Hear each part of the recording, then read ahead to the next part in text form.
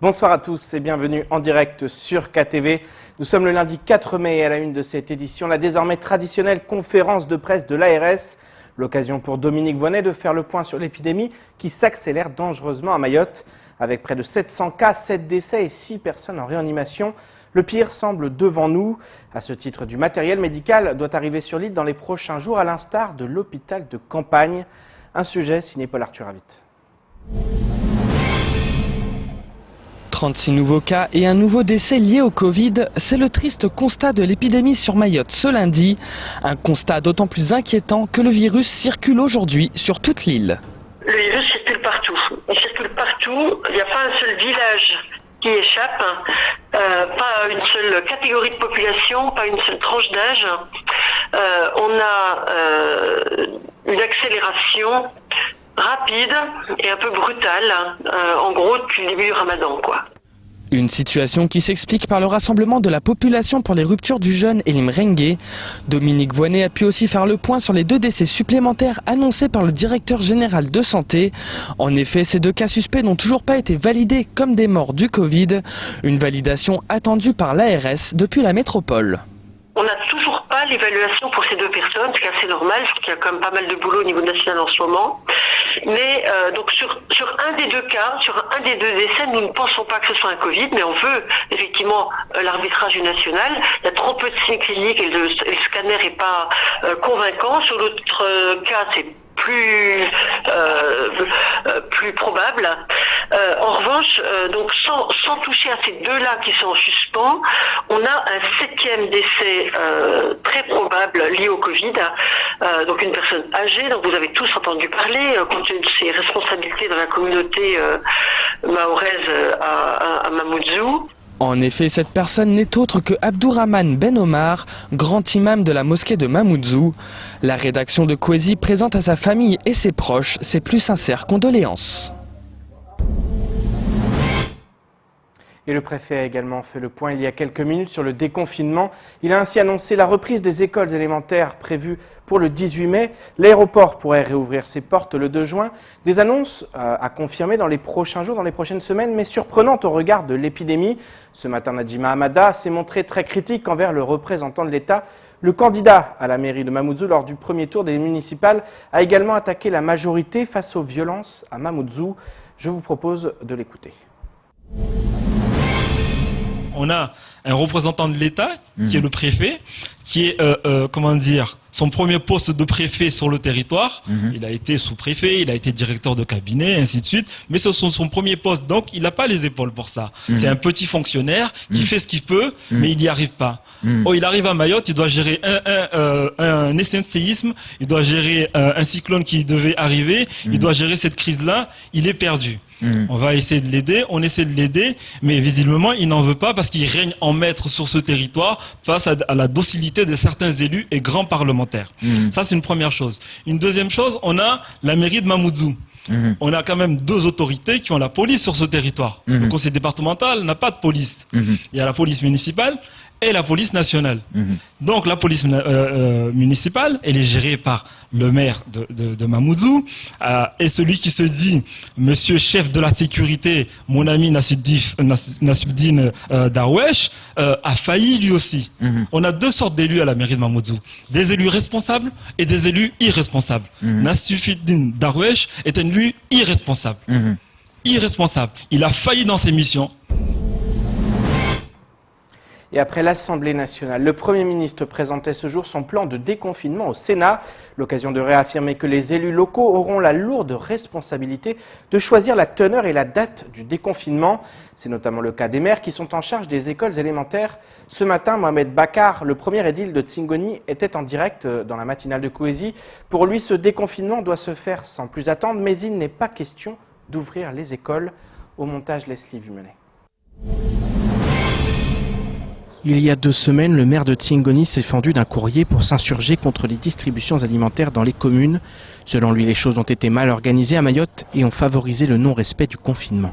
Il y a certains villages ou certaines villes où la population a essayé de se confiner, mais dans d'autres cas où la majorité des cas, le confinement n'a pas été respecté.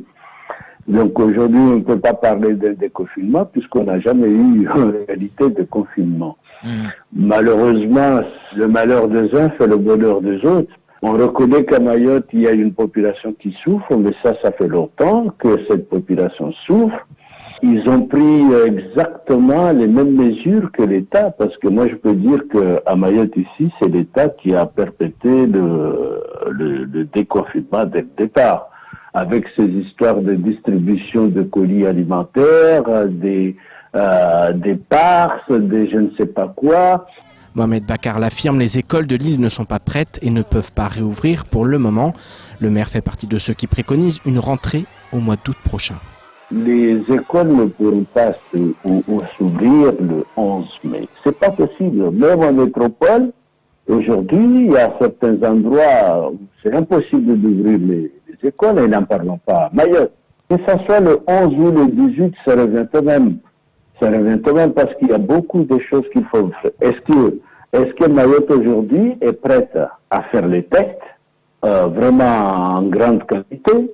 Est-ce que nous aurons les masques? Est-ce que nous aurons de liquide pour le nettoyage des mains? Est-ce qu'on aura les moyens pour l'entretien des écoles, la cour, l'entretien des salles de classe, la désinfection des salles de classe? Et il faut voir aussi que la classe, il ne faut pas la désinfecter une fois, mais chaque matin, il va falloir qu'on désinfecte la classe. Est-ce que nous avons tous ces moyens-là pour pouvoir, bien sûr, ouvrir les écoles? Je ne pense pas. S'il refuse d'ouvrir les écoles, l'édile considère néanmoins qu'il est grand temps de reprendre les activités économiques au regard de l'échec du confinement. Il faut laisser les gens travailler parce que, le confinement n'a pas été respecté. Les gens qui ne respectent pas le confinement, ce sont des rebelles, comme on dit, des rebelles. L'État, tourne autour de ces gens-là. Il n'y a pas de sanctions sévères parce que ces jeunes, on les connaît, ils sont connus dans les villages, mais ils sont jamais inquiétés par l'État. Le procureur, à chaque fois que les jeunes vont là-bas, ils sont laissés le lendemain parce qu'ils sont jeunes, parce qu'ils sont minoritaires. Donc oui, il faut laisser les gens travailler parce que le confinement n'a pas été respecté. Ceux qui seront testés malades devraient être isolés, mais le reste de la population, il faut le laisser aller à leurs préoccupations. Que chacun retourne à ses préoccupations dès le 18 mai prochain, voilà la décision que va devoir prendre le préfet, alors même que l'épidémie s'intensifie sur le territoire. Et parlons des écoles toujours validées par le ministère de la Santé. Les mesures sanitaires publiées récemment par le ministère de l'Éducation diffèrent un peu du projet diffusé la semaine dernière.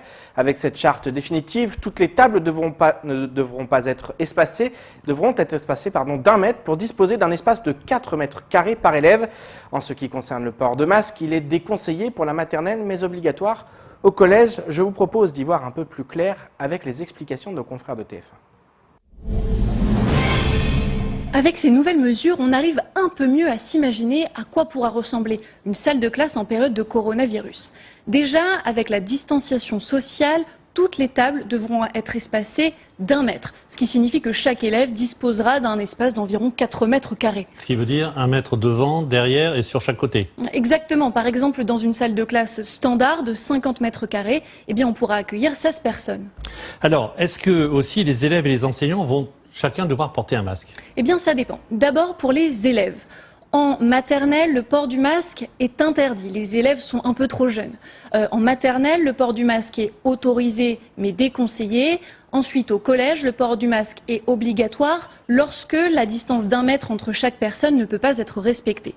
Ensuite, en ce qui concerne les enseignants, ceux de maternelle devront porter obligatoirement un masque en permanence. Ceux d'élémentaire et du collège, là aussi, ne devront le porter que lorsque la distanciation sociale ne peut pas être tenue. Enfin, quelques précisions aussi sur la restauration. Dans la première version du guide, l'option retenue était celle de déjeuner pris dans la salle de classe. Maintenant, c'est plutôt l'option cantine qui semble être privilégiée en respectant bien sûr les distances de sécurité et l'hygiène. Et place maintenant au reste de l'actualité locale avec notamment des braconniers présumés relaxés ou encore la campagne scientifique Mayops 13 au montage Leslie Vimenet. À l'initiative de la délégation de Mayotte à Paris, de la délégation interministérielle à l'égalité des chances de Français d'outre-mer et à la visibilité des outre-mer, les résidents mahorais bloqués dans l'Hexagone vont pouvoir bénéficier d'aides fournies par le Centre communal d'action sociale. Ces aides sont regroupées en plusieurs dispositifs de type chèque-service destinés à faire les courses. Un questionnaire de signalisation a été établi par la délégation afin de recenser le maximum de personnes retenues en métropole avec la collaboration et la mobilisation sur le terrain des associations de Mahorais en métropole qui bénévolement soutiennent les familles n'osant pas se manifester. L'ensemble des agents de la délégation est en télétravail depuis le confinement afin de garantir la continuité d'une partie de ses activités auprès de son public. Étudiants et familles mahoraises en détresse, une permanence d'écoute téléphonique en semaine, relayée sur la page Facebook, est assurée par le service social de la DMP. Depuis une dizaine de jours, les associations de protection de l'environnement alertent sur le braconnage de tortues qui sévit sur les plages de l'île. Le 28 avril dernier, 2 individus ont été arrêtés sur la barge avec des sacs contenant de la viande de tortue destinée selon toute vraisemblance à la vente. Ils ont été traduits devant le tribunal correctionnel en comparution immédiate. Le braconnage d'espèces protégées, tout comme le transport, la vente, mais aussi l'achat ou la consommation, sont passibles de 2 ans d'emprisonnement et de 50 000 € d'amende. Néanmoins, cette fois, les juges ont décidé de relaxer les présumés coupables en raison d'un vice de procédure et de lacunes dans l'enquête. Au lendemain de la décision, les naturalistes, Mayotte Nature Environnement, Oulangana Nyamba et le conseil départemental de Mayotte font part de leur déception face à ce qui peut apparaître, je cite, comme un permis de braconner en toute impunité. Le parquet a interjeté appel en espérant une condamnation pour transport et détention d'espèces protégées. La campagne Mayops 13 se déroulera du 7 au 22 mai au large de Mayotte. C'est le navire Champlain qui embarquera les scientifiques qui vont partir en mer après un confinement strict de 14 jours suite à leur précédente mission. La campagne Mayops 13 répond à 2 objectifs scientifiques de première importance pour suivre et comprendre la naissance de ce volcan sous-marin. Les données des instruments seront transmises à terre pour être analysées et traitées par les sismologues du Révo-Sima. La finalité de cette campagne est de garantir la continuité des enregistrements sismologiques en mer. En effet, ces données sont essentielles aux mesures de prévention et de surveillance des risques naturels et littoraux pour la protection de la population. La seconde finalité de cette campagne est d'établir de nouvelles cartographies sous-marines pour surveiller l'activité sismo-volcanique en fond de mer. Ces nouvelles cartes permettront de suivre les évolutions constatées depuis juillet 2019. C'est ainsi que s'achève cette édition. Merci de nous rester fidèles sur KTV. Rendez-vous demain, dès 19h pour tout connaître de l'actualité locale. D'ici là, restez chez vous. N'oubliez pas, demain matin, l'interview du préfet de Mayotte, Jean-François Colombet, qui sera dès 7h dans la matinale de Kwezi. Excellente soirée sur Kwezi.